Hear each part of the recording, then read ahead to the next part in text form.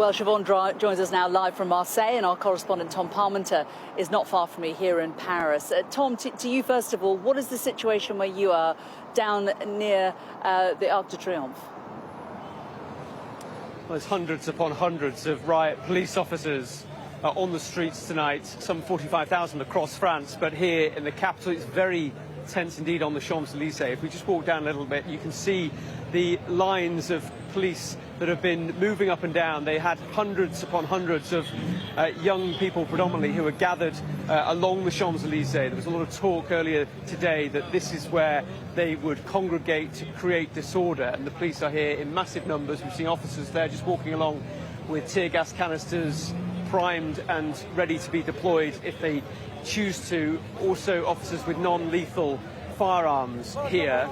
It is a very uneasy atmosphere, as we've seen across France in so many urban centres, but here in Paris tonight it does feel very tense. 37 arrests so far just on the Champs-Elysees, of course one of the most famous shopping streets in the world, and the police have been sharing images of things they've been confiscating from people who have been congregating down here tonight, and that includes petrol bombs, includes knuckle dusters and a catapult that the police have seized. And the officers that we've been speaking to on the ground have described the situation as electric, and they just don't know where the trouble will come, but they are very confident that it will come. And you can see them moving down along the Champs-Elysees with us live here on Sky News tonight, and it is a very fluid situation. No major disorder from what we've seen so far in Paris tonight, but it is a very tense situation, and the pattern and the cycle of violence that we've seen over the last 4 nights, it seems almost inevitable here that will continue.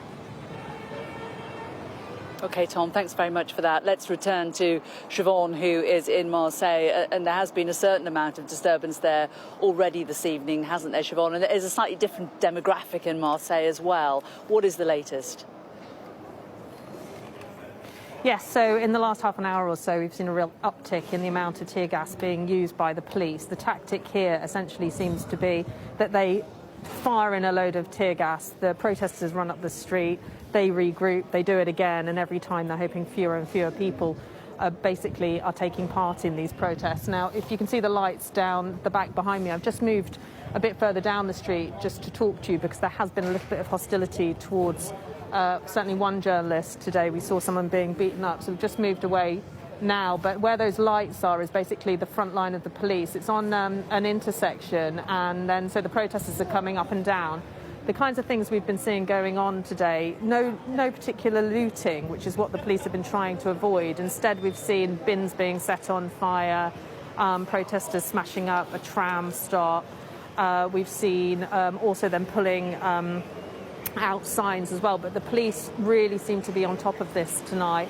I was told by someone who was here last night that they believe there's about double the amount of police here, and we've seen some quite high-level police units here as well. So they've sent in a unit, for example, that's often used to negotiate with people who've taken victims and kidnapped victims, so very high-level police. But at the moment, from where I'm standing, it seems like the police seem to be winning this battle tonight. They definitely seem to be dispersing those protesters, and what we aren't seeing is the scenes that were happening here last night, which was many shops being smashed up, being looted, and essentially what shop owners were saying was protesters, looters running amok in this city with very little pushback. It seemed like from shop owners' point of view they weren't being under control, but tonight a very different scene. And as I was saying, from my point of view, it seems at the moment the police are winning this fight, but it is a very fluid situation.